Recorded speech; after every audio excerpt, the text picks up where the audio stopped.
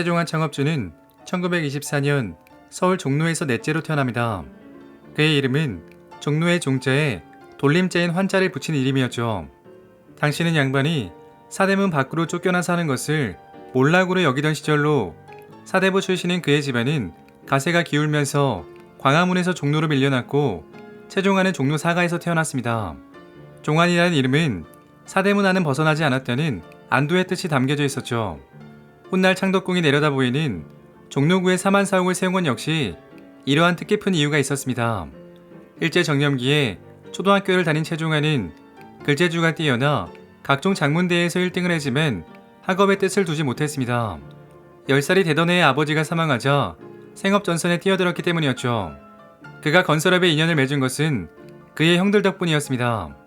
첫째 형과 둘째 형은 수도와 난방공사 자재를 생산하는 제작소에서 일했는데 남은 자투리 파이프를 집으로 가져와 다시 가공하고 납품하여 돈을 벌었습니다. 이후 형들이 경동기계 제작소를 설립했고 최종환은 18세가 되던 1940년 형들의 회사에 합류합니다. 그리고 해방 후인 1946년 삼형제의 이름 끝자인 환자를 따서 사만기업을 설립했고 실질적인 경영자는 최종환이었습니다. 그리고 당시 미국 공병대에서 크고 작은 공사를 발주했는데 업종별로 공사를 따로 주지 않고 한 업체에 모든 공사를 맡기는 식이었죠. 이때 사만기업은 이러한 주한미군의 공사를 수주했고 2년 만에 서울 을지로에 사옥을 지을 만큼 빠르게 성장합니다. 1962년에는 공개 입찰에서 유명한 건설사들을 제치고 서울 광장동에 워커힐 호텔 공사를 수주하며 건설 명가를 부상하기 시작합니다. 이후에는 대형 호텔을 도맡아 건축했는데 조선호텔과 신라호텔 등을 건축하기도 했죠. 이뿐 아니라 경부와 호남고속도로 등 각종 토목공사에 참여했고 여의도 정경련 회관, 포항제철 등을 지었습니다. 이처럼 초대형 공사를 잇따라 시공하며 명성을 얻었으며 당시 국내 시공 능력 4위를 기록하며 입지를 다졌습니다. 그리고 사만은 국내 사업에만 만족하지 않았습니다. 월남에 진출하여 첫 해외 진출을 시도했고 국내 업계 최초로 사우디아라비아에 진출했는데 현대건설보다 1년 앞선 기록이었죠. 당시 사우디 고속도로 입찰에 성공했지만 자재 공급 등 여러 문제로 적자를 면치 못했습니다. 그러나 이어 사우디 최대 규모인 제다 시전체를 뜯어고치는 미아 사업을 맡으면서 사만기업에게 기회가 찾아옵니다. 공사 기한을 맞추기 위해 횃불을 켜놓고 야간 공사를 강행하던 것을 국왕이 보고 감동을 받은 것이었죠. 이를 계기로 6천만 달러 규모의 대형 공사를 계약하게 되었고 횃불 신화라는 말을 남기며 중동 진출 붐을 조성하기도 했습니다. 1980년대에는 예멘과 요르단 그리고 알래스카 등 세계 각국의 시장을 개척합니다. 그리고 최종환 회장은 그 어느 업종보다 부조리가 심한 건설업을 하면서도 정경유착과는 담을 쌓아오는 것으로 유명합니다.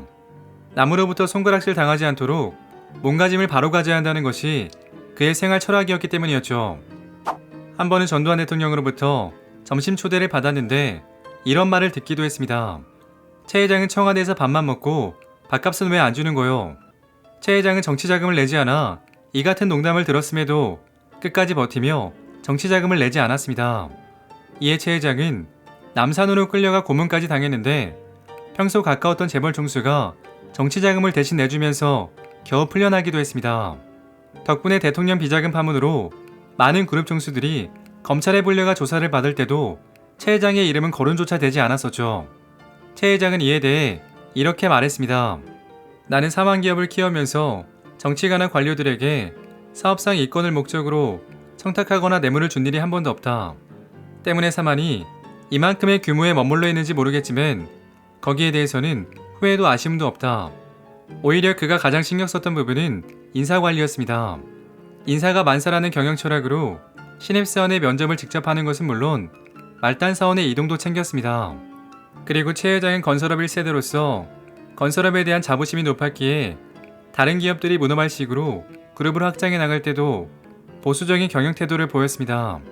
사만그룹은 경동산업, 우성식품, 태양관광 등 계열사가 있었지만 최종환 회장은 건설업에만 집중한 것으로 알려졌습니다. 그리고 1996년 아들 최용건에게 그룹을 물려주고 경영 일선에서 물러납니다. 그러나 사만의 몰락은 최용건이 경영권을 물려받으면서 시작되고 말았습니다. 최종환은 숙명여학교 교사이던 최강령 여사와 인연의 열애 끝에 결혼식을 올렸습니다. 그는 부인을 만났을 당시 첫눈에 반해 연애를 시작했고 프로포즈를 했다고 말한 바 있죠. 둘은 슬하에 일남일녀를 두었는데 채용건과 채용주였습니다. 채용건은 경기고를 졸업하고 미국 보스턴대를 나와 기획조정실장으로 경영 수업을 시작합니다. 그리고 1996년 9월 회장으로 올라가며 사만기업의 2세 경영이 출발합니다. 그러나 당시 사만의 사정은 그리 좋지는 못했습니다. 해외에서 이름을 날리던 사만기업은 많은 기업들의 해외 진출이 이어지면서 저가 수주 경쟁으로 수익성이 악화된 상황이었습니다. 여기에 외환위기 때 위기에 처하지만 워낙 내실이 튼튼한 회사였기에 위기를 무사히 넘길 수 있었습니다. 이는 최종화 창업주의 경영 방식 덕분이었죠. 문어 발식 확장 대신 건설업에 집중한 덕에 성장세는 늦었지만 튼튼한 기업으로 자리 잡을 수 있었던 것이었죠. 이후 사만은 국내 사업에 주력하는데 아파트 브랜드 나우비를 내세워 주택시장을 공략합니다. 그러나 당시 부동산 시장은 침체에 빠지면서 미분양이 속출하며 큰 성과를 거두지는 못했습니다. 그럼에도 불구하고 2007년까지 사만은 대우건설 인수업으로 거론될 정도로 내실 있는 기업으로 평가받았습니다. 하지만 2008년 말 글로벌 금융위기가 발생하자 사세가 기울었습니다. 한때 시공능력 4위였던 사만기업은 시공능력 31위까지 떨어지기도 했죠. 결국 2012년 법정관리를 신청하고 말았습니다. 여기서 끝난 것이 아니었는데 노조는 최용곤 회장을 횡령과 배임 혐의로 고발합니다. 최 회장이 수십 개의 차명 계좌를 개설하고 거액의 사업 자금을 빼돌리는 방법으로 비자금을 조성한 혐의였죠. 이에 대해 최 회장 측은 비자금과 차명 계좌에 대해 부친이 생전에 관리해오던 것이라고 주장합니다. 결국 최 회장은 징역 3년에 집행유예 4년을 선고받았습니다. 이에 여동생 최용주가 최 회장을 아버지에 대한 망자 명예훼손 혐의로 검찰에 고발합니다. 부친의 명예를 더럽힌 오빠를 용서할 수 없습니다. 부친은 깨끗하고 청렴한 분이었다. 건설사를 경영했지만 정치 자금을 낸 적이 없으시다. 그런데 최 회장이 자신의 죄를 부친에게 다 뒤집어 씌워 명예를 더럽혔다. 사만기업은 이런 의혹에 대해 사실 무근이라고 반박했지만 최용준은 여기서 그치지 않고 최 회장을 추가로 고발합니다. 고소장에는 최 회장이 재산을 해외로 빼돌려 비자금을 조성했다는 내용과 외국환 거래법 위반, 조세 포탈 혐의 등이 있었습니다. 최용주 측은 최 회장을 고발한 것을 남매 간 재산 싸움으로 몰아가는 것에 대해 거부감을 보였습니다. 최 회장이 회사를 살릴 생각은 하지 않고 자신의 부정행위에 대한 증거를 없애기 위해 회사 문을 닫는 쪽으로 몰아가고 있다고 의심했죠. 사만기업의 상장 폐지는 있을 수 없는 일이다. 아버지가 사우디에서 건설 사업을 할 때 물보다 콜라가 더 싸다는 이야기를 듣고 물 대신 콜라를 먹는 바람에 당뇨를 얻으셨다. 그렇게 일군 회사를 아들이 상장 폐지로 몰고 가는 것은 납득이 안 된다. 이에 대해 사만기업 측은 이렇게 반박했습니다. 해외 비자금 조성은 사실 무근이다.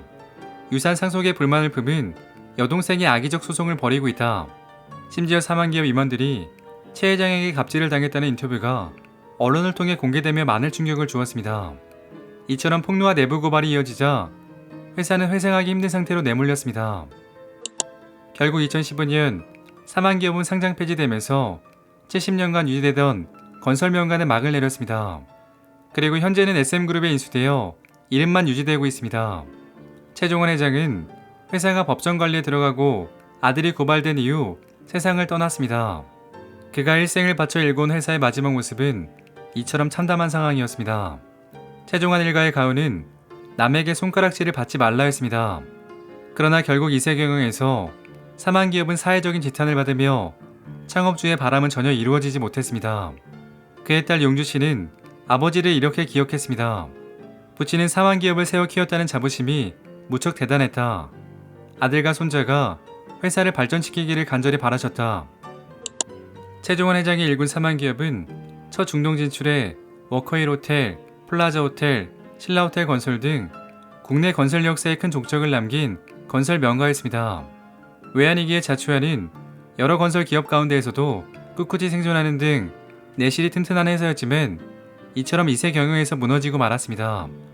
오늘 이야기는 여기까지입니다. 재밌게 보셨다면 구독과 좋아요 부탁드립니다. 지금까지 역사비디오였습니다.